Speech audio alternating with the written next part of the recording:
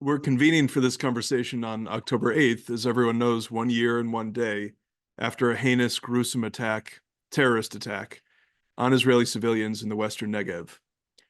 Thousands of people who registered for tonight's discussion joined us at our very first wartime briefing with Elliott Abrams exactly 1 year ago tomorrow.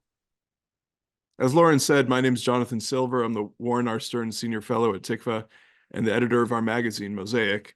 I'm joined this evening by Elliott Abrams, our chairman and national security official in several different presidential administrations. He most recently served as Secretary Pompeo's special envoy to Iran. Hanin Ghaddar is an expert on Lebanon and a fellow at the Washington Institute. And Rich Goldberg is a prolific writer and analyst, National Security Council veteran, a Navy Reserve officer, and senior advisor at the Foundation for Defense of Democracies. Ladies and gentlemen, as we have seen the IDF execute unbelievable tactical and operational successes over the last couple of weeks. But I want to begin by bringing us back to our conversation from nearly a year ago. Then, reeling from the initial waves of Hamas attack, with hundreds of hostages seized and suffering in the tunnels of Gaza. Then, at that moment, many tens of thousands of Israelis had to flee their homes, not in Israel's south, but in Israel's north, where rocket attacks from Hezbollah-controlled southern Lebanon made living in Israel's northern towns and villages unsafe. If we were to dimension the security challenges that Israel faced at that moment, we'd see an emboldened ring of fire extending through Gaza, through the West Bank and southern Lebanon, ringed on the outside of that by the Houthis and by Iran itself. And together, this ring of fire possessed advanced weapons and missiles that could, at any minute, overwhelm Israel's missile defense systems. At that moment, if we were to dimension the security challenges that Israel faced, I'm not sure that we've been able to predict all that's happened in the last 2 weeks. Let me just very briefly review. On September 17th and 18th, thousands of pagers and walkie-talkie radios that Hezbollah provided to its own officers and soldiers exploded simultaneously across Lebanon and Syria. On September 23rd, Israel accelerated the pace and increased the scale of its airstrikes against Hezbollah weapons depots and military targets. On September 27th, one of those airstrikes hit a Hezbollah headquarters in Beirut, killing its Secretary General, Hassan Nasrallah. On October 1st, Israeli infantry forces crossed the border in a ground incursion into southern Lebanon, and hours later on that same day, Iran launched some 200 ballistic missiles at Israeli targets. This was, one should say, the second direct missile attack from Iran after, in April of 2024, sending a battery of 170 drones, 30 cruise missiles, and 120 ballistic missiles. Israel's made clear its intentions to respond and confront Iran directly.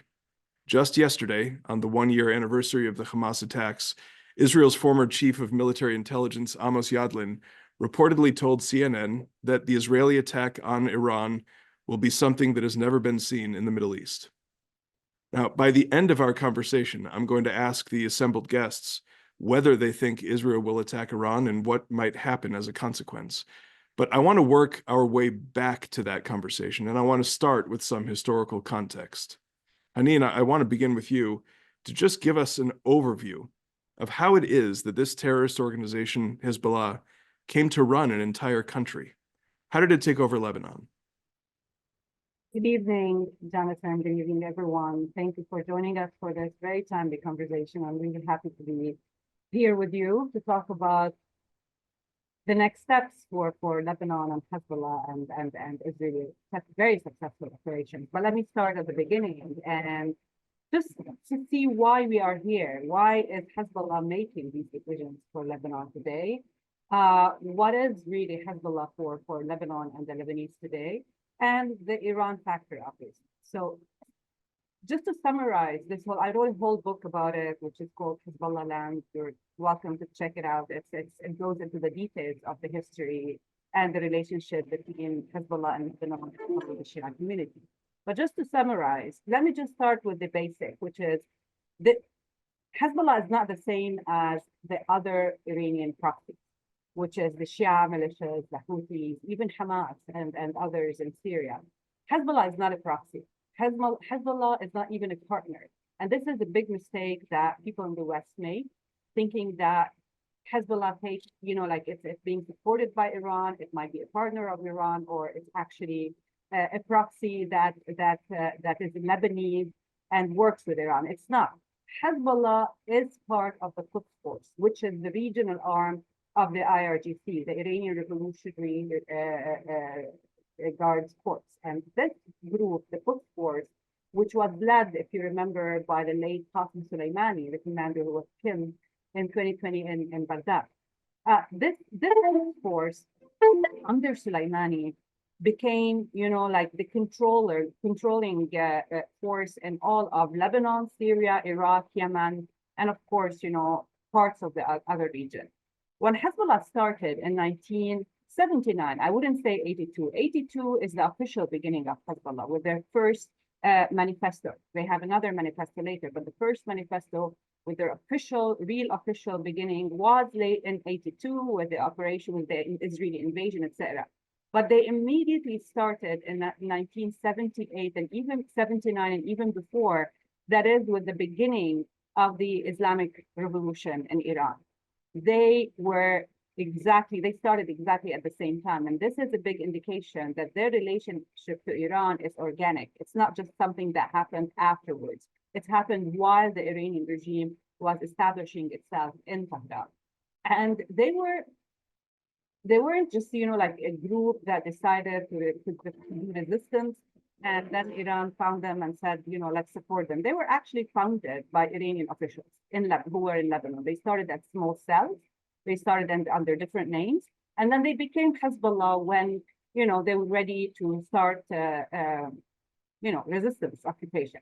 But actually, what really pushed them, legitimized their operations and legitimized their arms, is the 1982 invasion.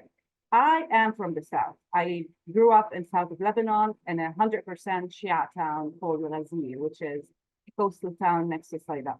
And the PLO were there really acting as an occupation force, and the Lebanese Shia in the south back then, and I can really reassure you, because of this collective memory of the Shia still alive and it's still very vivid, the people who actually hate the Palestinians the most in Lebanon are the Shia, because of that era of the PLO. We're going to go back to history. The PLO were really the occupiers of the south of Lebanon, not of Lebanon, the south of Lebanon. They were managing the resources, making sure that they are the ones who can dictate all the decisions and take over everything. And people were really, subject to the PLO. Israelis came in as the liberators.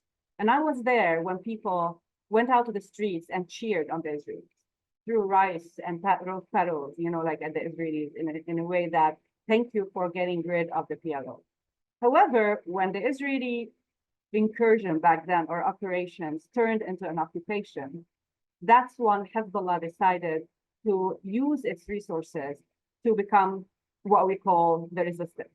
The resistance came as a tool in order to establish themselves as a threat to Israel, as a threat to the international community, a threat to Lebanon, and a threat to the region. And this is where they grew and became successful. The problem is that Hezbollah went through many phases until we are today. I'm not going to go into the details of the phases. They're all out there in the book and other articles, but it's really, they moved from expressing strong ideological views and sticking to the Islamic State with the ideological views into more of a priority. The priorities shifted up, like from the Islamic State to the Lebanon state. And they realized that realistically speaking, they need allies in Lebanon in order to take over state institutions. And in order to do that, they have to let go or put their ideological Islamic State mission on hold, or, not to totally forget about it, but to get the allies they need, the Christian allies and the Druze allies and the Sunni allies, they need to let go of the Shia ideological state.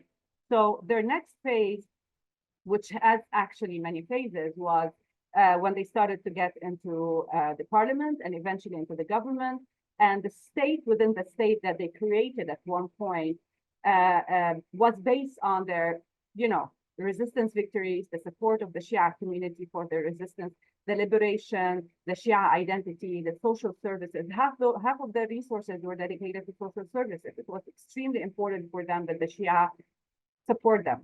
And 2000, which is like the liberation, and then the divine victory in 2006. I'm not going to go into the details, but the phases, these crossroads, the peak, I would say, was 2000, the liberation.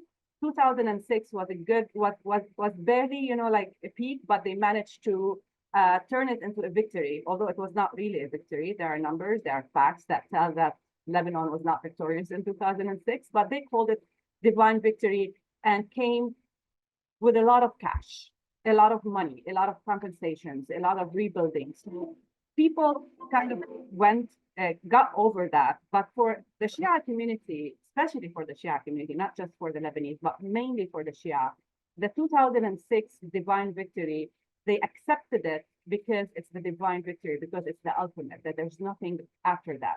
The equation of deterrence that they established back then and thought that they established, obviously it turned out to be a joke, convinced the Shia community that this is it. We established the deterrence. Israel will no longer dare to touch you, and we will not start a war. And they kept the word of not starting a war until their mission shifted completely when they went to Syria. While they were distracted in Syria, Iraq, Yemen, Captagon production and smuggling, sex trafficking, all sorts of illicit activities, doing Iran's bids in the region, they completely forgot about Israel, right? Well, except in the rhetoric, but even, Hassan Nasrallah, the late Hassan Nasrallah, we can say that now, isn't that beautiful? The late Hassan Nasrallah would say, it's like, would start his speeches with Yemen or Syria or Iraq or Saudi Arabia. Rarely he would talk about Israel until October 7th. That changed everything. But this gave Israel the opportunity to spend 18 years gathering information on Hezbollah, something that they did not do with Hamas and Gaza. They focused a lot on Hezbollah, the pagers that exploded. And I think, Hezbollah crossroad here is the pagers explosion, pre-pager, post-pager era. That's how I see it. The pagers that exploded were not just an explosion devices. Israel has been apparently listening in to Hezbollah through these pagers and through the walkie-talkies for 9 years. 9 years. They know everything. The infiltration of Israel into Hezbollah's system led to the success. So this is a new crossroad for Hezbollah, right? The first phase was preparing for the resistance, doing resistance. Second phase, which is post-2000 liberation, then the Lebanese politics taking over the state, then the region.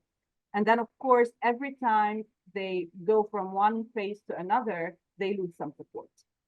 And this is major because at the beginning, when they started to become the liberators, when Israel came in as the liberator, then they decided to become the liberators. When they succeeded at liberating and resisting, they translated this into more power. People accepted that because they still had the empowerment tool, they still had the money and the resources, and they still had the deterrence image, the myth of Hezbollah, the whole omnipotent, always, strong Hezbollah. No one can touch them. Things started to change when they turned their arms against the Lebanese people in May 7, 2008, when they first went into the streets of Beirut and the mountains and killed Lebanese people. That was the first shock to the Lebanese. When they went to Syria, that was another shock. But don't forget 2005 also. Before all that, 2005 was a crossroad, if you want, for the decline of Hezbollah.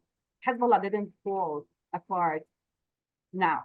Hezbollah started to fall apart in 2005 when they killed former Prime Minister Elliott Abrams. Lots of questions started to follow that. Their role obviously has changed. They no longer do resistance, and then they went to Syria, and that was the big crossroad for them. Syria turned the Lebanese people against it, turned the Sunni community against it, turns the region against it.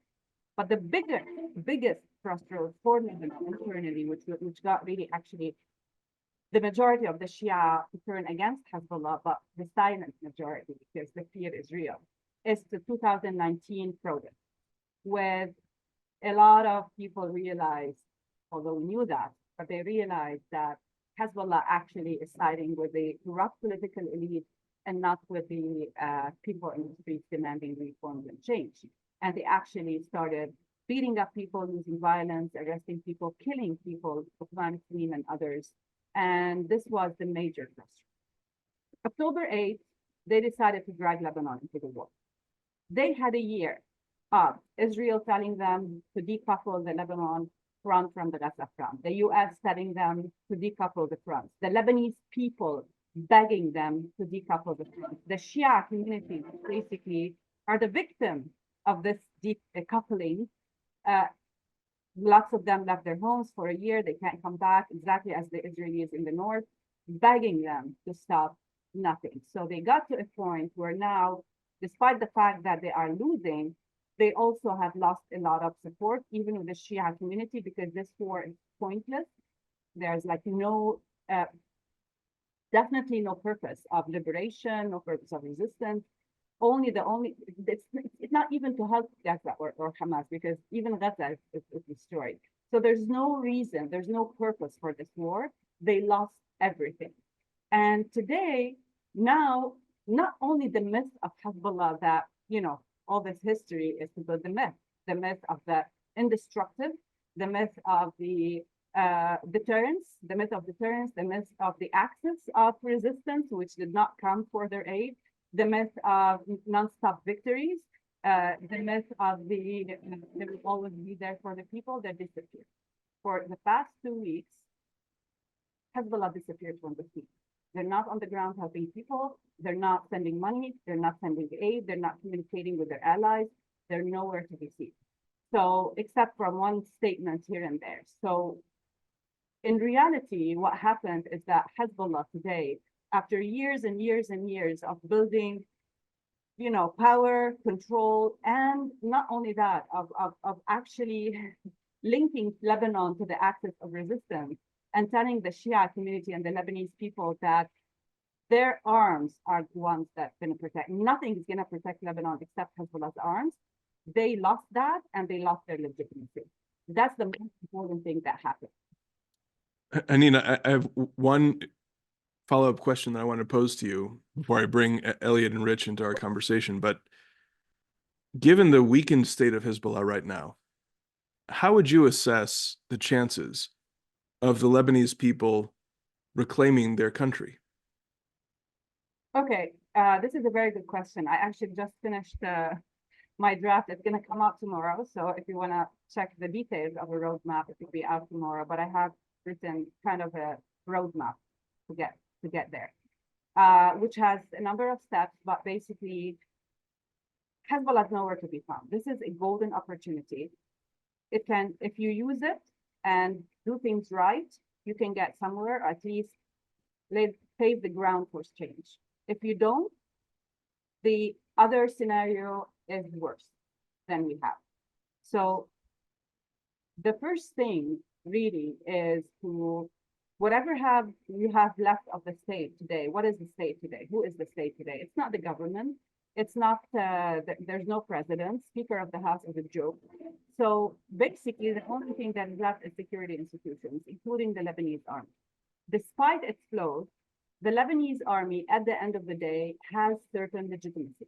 If you want to deprive Hezbollah from the legitimacy, you have to insert right away an alternative, right away. And the only alternative now present is the Lebanese army. The Lebanese army, I would say that certain branches of the Lebanese army that are close to Hezbollah should stay behind. You cannot, deploy every single part of the Lebanese army. There are certain brigades and units that do not need to be out in the street. But we know who should and who shouldn't, because not all the Lebanese army are pro-Hezbollah. There are many in the Lebanese army who are anti-Hezbollah Lebanese forces, anti-Hezbollah Sunnis, etc. So they want to do something, but they have to take orders from the government. The Lebanese army have to go to the streets to do two things. One, project power and authority, and tell all the armed gangs that are coming with the refugees, that it's not okay for you to use your past power in order to project fear and, break into houses and steal and take over the place. You cannot do that. They have to, law and order is the most important thing today. You cannot allow street violence, sectarian violence. But the most important thing, the Lebanese army needs to go to the streets also to tell the Shia community that is today not okay with what's happening. Hezbollah is actually blocking the borders from talking to the refugees in refugee centers because they know what these refugees are going to say to their borders. It's a big sign that people really do not want to, they're not praising Hezbollah, they're not asking Hezbollah to, go victorious. So the Lebanese army has the responsibility today to go and tell the Shia community that your only option is the state. I am the state. I'm going to protect you. You don't need Hezbollah. And also project themselves as an authority. You cannot expect the Lebanese army to go to the south of Lebanon, where mainly it is Shia land, where the Shia live, and without legitimacy. You cannot expect the Lebanese army to survive in south of Litani if the Shia community is not okay with it, because Hezbollah will use the Shia community against it. So they have to go now and regain legitimacy among the refugees today. And then you have to give state a chance in the sense the border security at the core of border security it's really a matter of sovereignty. You cannot secure any border if the war and peace decisions are not in the hand of the state. And if you want a state that can actually decide on war and peace, that is actually sovereign, you cannot wait until ceasefire. You have to start the process now. Bedri and Miati, the Speaker of the House and the Prime Minister, Hezbollah's allies, are also very afraid now. Afraid for their future, afraid of everything. They're afraid of Hezbollah, but they're also seeing that Hezbollah is no longer the same. There's no Hezbollah that we knew is no longer there. So they need to understand that Bedri needs to open the parliament for continuous sessions, consecutive sessions. There's no other way. Bedri needs to be pushed and pushed and pushed in order to open the doors of the parliament and call for a presidential election. And no consensus whatsoever. This is not the time for consensus. This is not the time for dialogue. This is time to go to the parliament and elect a president. And the opposition might not be united, but they are strong enough to block anything that Hezbollah wants. And they can get the quorum in the second session. First session is 89 members, second session is 64, so they can get there. It's worth trying. And then it's a process that eventually would lead to a non-Hezbollah president, non-Hezbollah government. It's worth trying. Am I 100% sure that's going to work? No. Is there going to be a resistance from Hezbollah and allies? Yes, 100%, but it's worth trying. Because at the end of the day, it is a matter of sovereignty. No international resolution can work without sovereignty.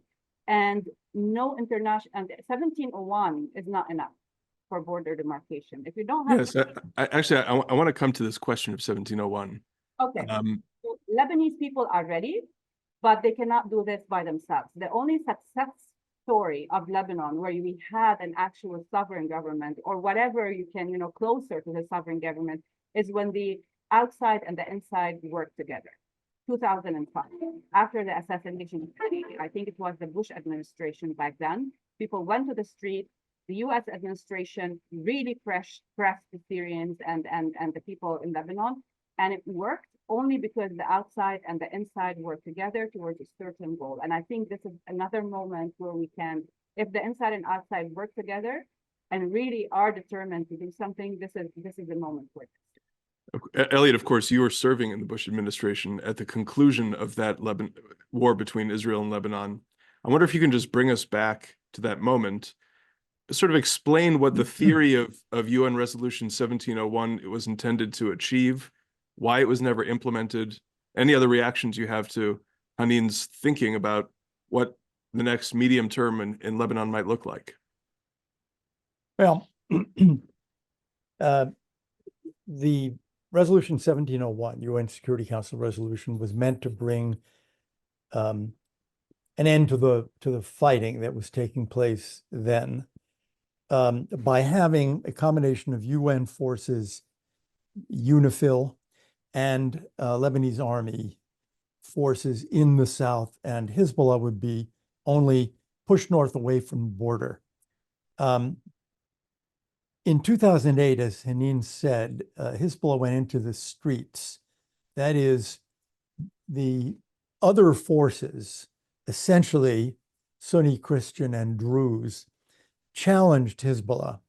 And Hezbollah's response in 2008 was to say, well, if you challenge us, we'll shoot you. It was pure force, and it worked. And in essence, Hezbollah really stood down the United States, France, and the United Nations, everybody else involved. We're willing to shoot, are you? And nobody else was. And from that point in 2008, I would date their complete control of the Lebanese state. Listening to Hanin now and thinking about what we'd all like to see happen, which is Hezbollah out of South Lebanon, a peaceful South Lebanon, a South Lebanon patrolled by some combination of international forces and the Lebanese army. I go back to 2008, actually. What if Hezbollah says, well, we don't want to do that, we'll shoot you? Somebody's got to have the courage to stand up. Actually, we need two kinds of courage. Lebanon's political elite needs to be willing to say in parliament and out, no, you don't speak for the people of Lebanon. You don't even speak for the Shia. We want our country back. There's a risk in doing that. The risk is they'll shoot you, the way they shot Rafiq Hariri. And you need people in the army who are willing to say, we're not here to march. We're here to protect the country. And we're going to take our role seriously now. And they're going to need international help. There's no question. They need, as Hanin said, the inside and outside together. Now, in 2006, and actually in the Cedar Revolution, we had both. We had brave Lebanese going in the streets to saying, we want our country back. This is after the killing of Hariri. You need that now. You may need mass rallies saying, we want the democracy that Lebanon once was. And you'll need the United States, you'll need France. Now, is this going to happen, as Hanin said, very, very much unclear. There's been very little courage in the Lebanese political system. The army has been absolutely unwilling to take on Hezbollah, and Hezbollah has humiliated it time after time in the last decade or so. And I would, with just one vignette, one of the things we thought we'd do in 2006 was let's establish, as Hanin mentioned, the borders, Syria, the eastern border of Lebanon. So let's establish a border force. The Europeans are very good at that, very good border police. They can help. So we, that is the Bush administration, canvassed one by one our great NATO allies, asking them to send people, doesn't even have to be soldiers, send border police. Nothing, not one. So as I look at this now, I wonder about Lebanese politicians. I also wonder about the commitment of the United States, France, other Europeans to making this work, particularly when we are in a sense in an interregnum and have been ever since the president announced he wasn't going to run again. So we're not seeing much strong leadership there. What we're mostly seeing, I think, is the United States advising Israel, don't do this and don't do that, and then don't do the other thing. And meanwhile, the Houthis are attacking American ships, and we're not doing much about that either. So are we going to provide the leadership that Lebanese need, that the Lebanese army needs, that the Europeans need? I have, sadly to say, I'm dubious about that too. I was going to ask you about that. I mean, it seems like in statements from the United States Secretary of Defense, Secretary of State, National Security Advisor, the highest level of the national security team in the Biden administration, as far as I can tell, the overarching security goal of American policy is not to get into any kind of conflict. It is to de-escalate and call for ceasefires and make sure that nobody fights one another. Well, I agree with that. And it won't work. I mean, it doesn't work in a schoolyard, and it doesn't work in international politics. If our message to Iran, um, take the Houthis attacking American ships, if our answer is that we're going to play a stronger and stronger defense, it will never work because the Iranians will pay no price. And I think what we should be, first of all, we should be making Iran pay a price for all of this. And we should be making it clear that we are not just verbally, but really on the side of the Lebanese people. And we're prepared to help them. I'm talking about sending American troops into Lebanon like 1958. But we haven't, as far as I can see, we have not undertaken a serious diplomatic effort either to try to organize the countries that would support the Lebanese army. It's not easy. It will require a lot of effort, but the efforts that we've been making have essentially consisted of saying, again, no, don't escalate. We don't want confrontation. Don't do this. Don't do that.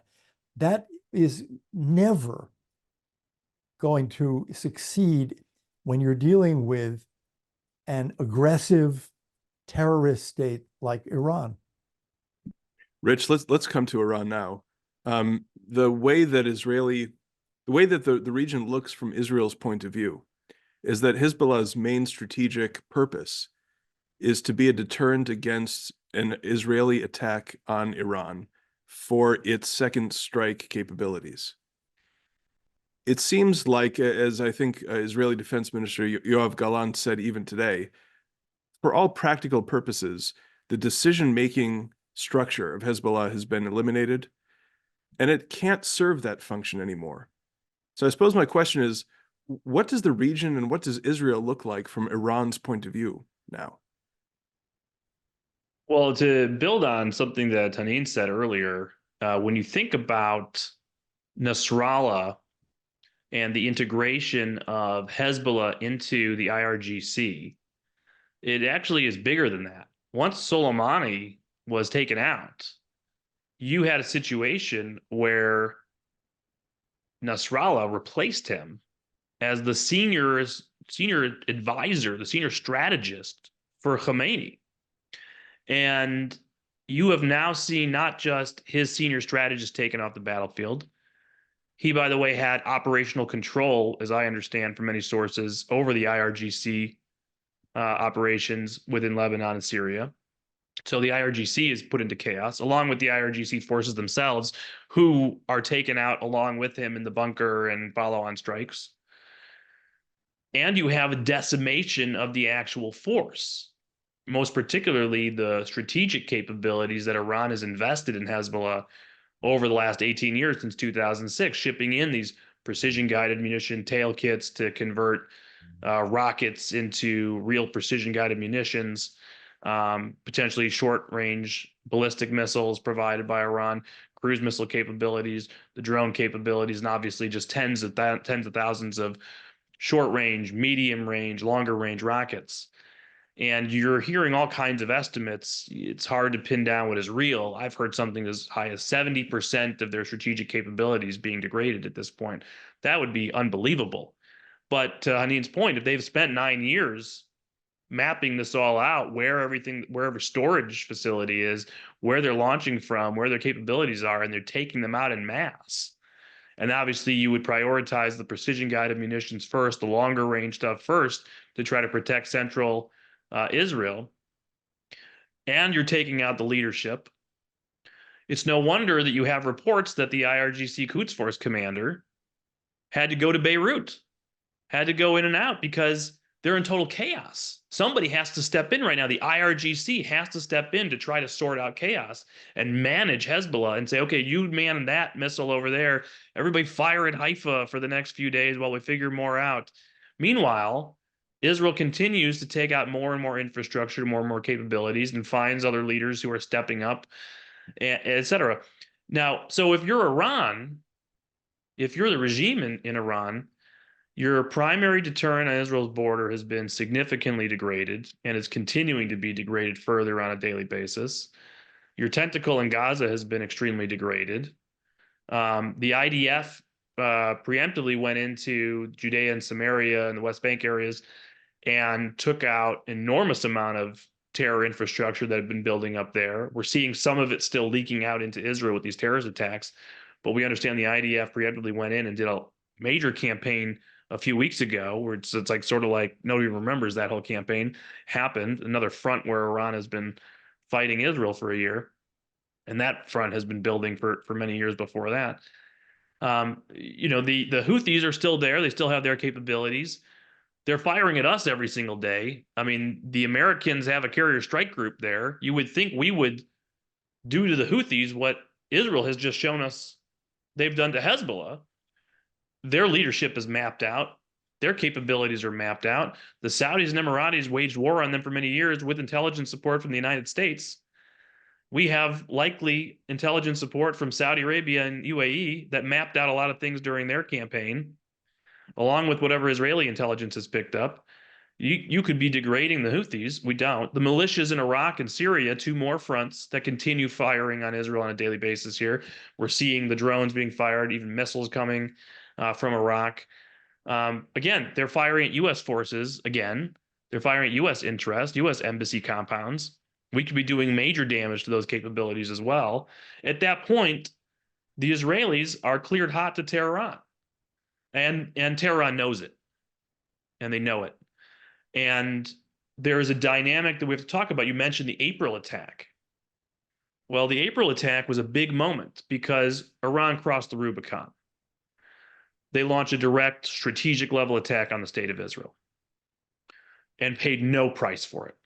There was a symbolic response from Israel that showed off a capability, tried to scare them under pressure for the Americans not to respond, but also understanding that that front in Lebanon was still there. And they still needed to do more in Gaza. And so they've gone many months having taught the supreme leader, you can do a lot more than you thought you could, and nobody will hold you accountable. And so escalation after escalation was coming their way. It's one of the primary factors, I think, that drove Israel to have to respond. And then the final primary, I think, match that sparks this interest in launching a major counteroffensive is Israel takes out Hania inside Tehran after taking out Shukr in Beirut. The response from Hezbollah is preempted and is impotent. And the response from Iran, the supreme leader says, I'm going to launch a direct attack on Israel again to respond to Hania's killing. He never does it. Never does it. Fatal mistake. Because he is afraid that the Americans have changed their posture. He's not afraid the Americans are going to attack in Iran. The Americans won't even attack the Houthis in a real way. But he is afraid that the Americans are going to allow Israel to attack inside of Iran, unlike in April, and the economic fallout that will create. And oh, by the way, something else has happened. They lost Raisi, and they went through a presidential transition. And we don't really know what is happening inside the regime because of that and the instability that that has created. They are more vulnerable at this moment. Now they've lost Nasrallah. They are losing Hezbollah. They have to do something else. They have to correct this mistake. They have no choice but to try to regain escalation dominance, scare the Israelis off, scare the Americans, get everybody to have an international negotiation with them to de-escalate. And so all they can do is launch 181 ballistic missiles. It's their only choice. It is actually a show of desperation, not of strength, in my view. And so now we wait to see the Israeli response to this, which I think will be coming. I think it has to come, because otherwise you go right back to April. You go right back to showing the supreme leader, actually, we will knuckle under. You won't pay a price for this. You can rebuild. We're going to go back on defense. And given all the wins of the last couple of weeks, the momentum, the opportunity here, it would be strategic suicide for Israel not to follow through and do serious damage to this regime. We can talk about what those targets might look like, but I think any leak you see in the news right now is coming from somebody who does not actually know what Israel is capable of doing and doesn't actually know what Israel is going to do. So let's come to think about this. I mentioned at the beginning that we would come to ask this question: if Israel's going to strike Iran, and we should talk about what that strike might look like. Ladies and gentlemen, I want to raise that question with my guests, and then we'll come to your questions. So if you have questions, please type them into the Q&A function in the bottom right-hand corner of your Zoom screen. Elliott, you think that the Israelis will attack? And I suppose there's different ways to conceptualize and dimension the targeting options they have available to them. Well, I begin by saying what Rich just said. I don't know what they're going to do, and I'm not confident I fully understand their capabilities. What they've done in Lebanon in 3 weeks exceeded significantly what I thought they could do in Lebanon in 3 weeks. But what are the targets? The nuclear sites, that's one possibility. Oil production and export facilities is another one. Military sites, military bases. And I guess the fourth would be political, that is trying to decapitate the regime. The advantage of taking out the nuclear sites is obvious. This is the one truly existential threat to Israel. It's one that Prime Minister Netanyahu has talked about for a long time as the major threat to them. That program is expanding. This may be Israel's last best window to attack that program. The advantage of the oil target is that it would do real harm to the regime going forward, in the sense that if you could significantly reduce regime income, which the United States did when we had effective sanctions in the previous administration, you'd be depriving them of tens of billions of dollars every year, dollars they use to give to Hezbollah and Hamas and the Houthis and Shia militias and their own Revolutionary Guards and Quds Force. And that lack of money will have an impact on the ability of the regime and on its popularity within the country, as its ability to buy off parts of the population decreases. Now, which are they going to choose? It seems the United States is putting on a lot of pressure not to choose either the nuclear sites or any oil targets. Whether the Israelis will resist that, I don't know. I think those are the possible targets, and I don't know. I don't think they have to strike. Obviously, they did not feel they had to strike back instantly.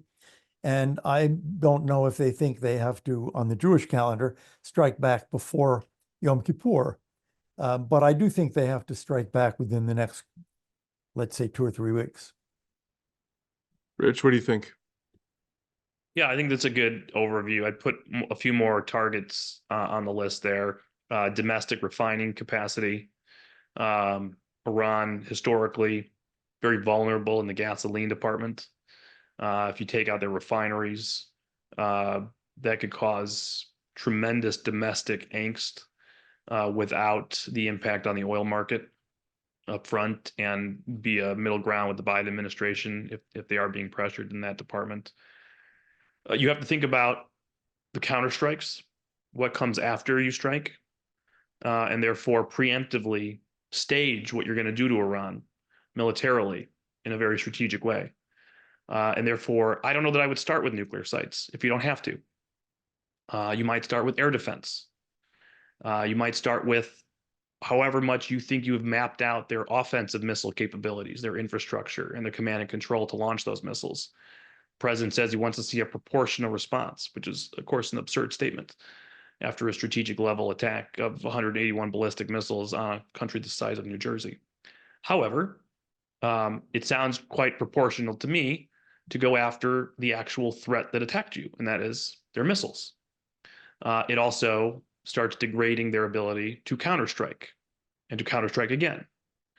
And therefore, if you take out their air defense and their offensive missile capability and command and control, you have window of time perhaps to do more things in the future. And the last thing I would say is, we think about this in terms of kinetic action for kinetic action.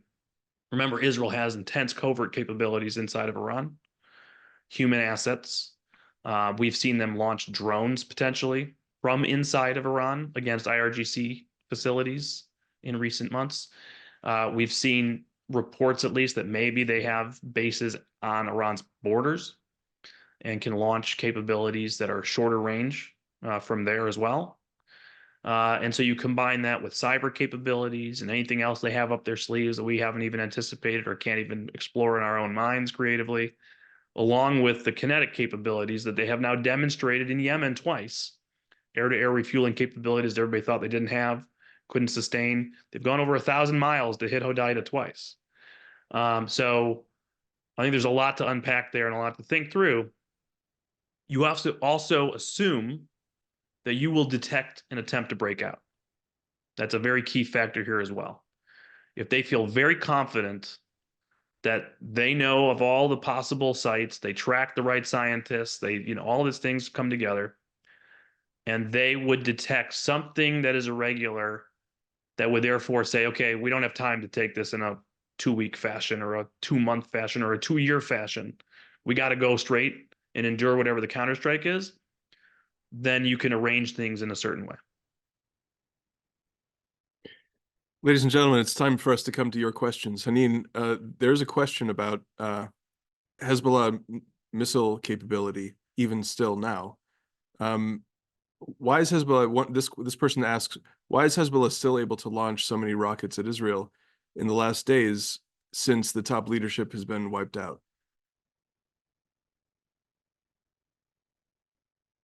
No, I can't hear you.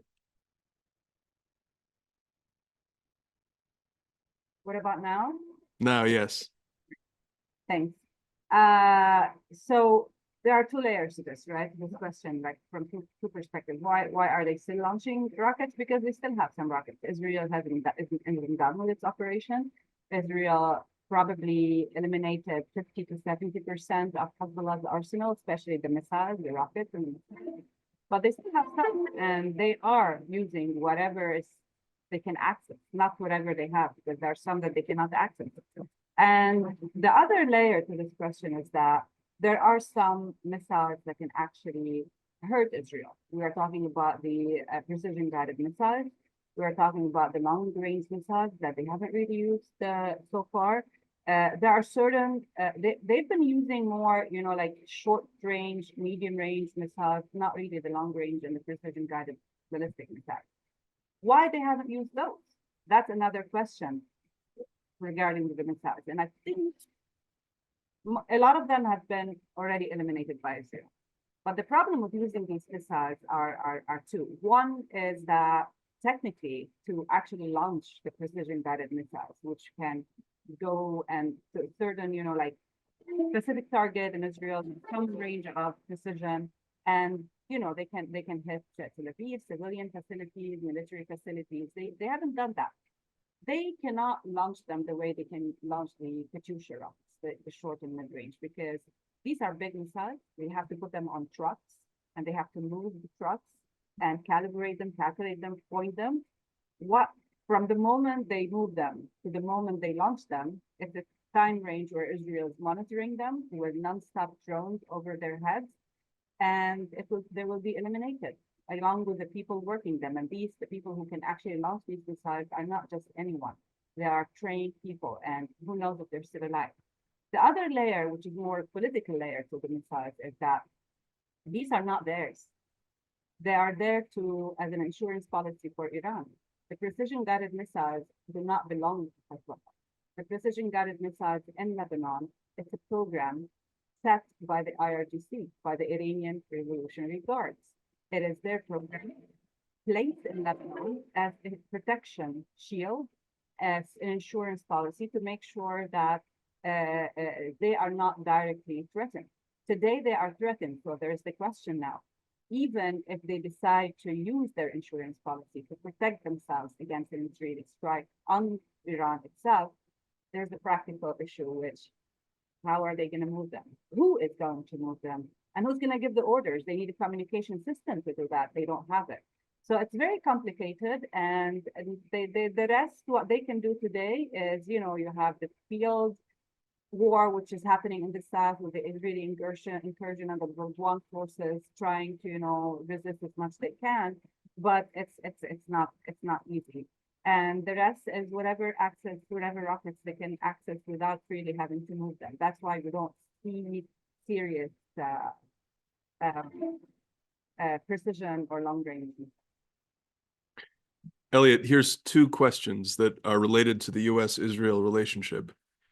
One, if Israel were to judge it necessary to attack nuclear sites in Iran, how do you think it may jeopardize the U.S.-Israel relationship if that's over the express wishes of the American administration? And that would have consequences for the resupply of critical munitions. What's the right way to think about that problem? Well, this is a decision that President Biden will have to make. He's still president.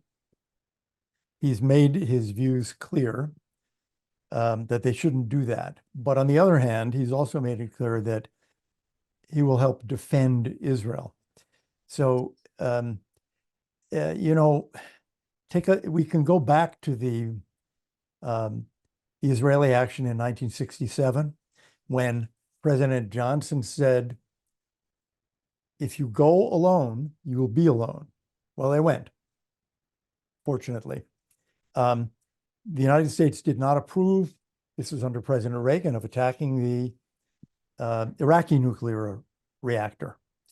But we joined in a resolution criticizing that, but it didn't destroy U.S.-Israel relations, partly because people like a winner, you know?